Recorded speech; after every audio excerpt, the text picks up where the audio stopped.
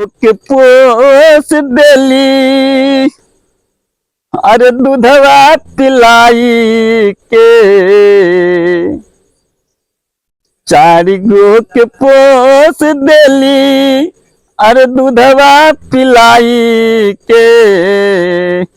अरे चारि गो से पेट नाही भरे एगो माई के, चारि गो से पेट नाही भरे एगो माई के।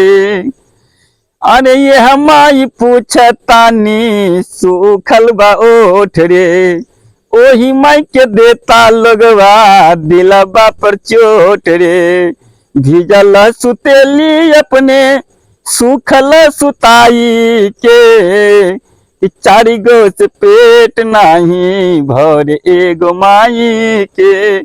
चारि गो से पेट नाही भरे एगो माई के।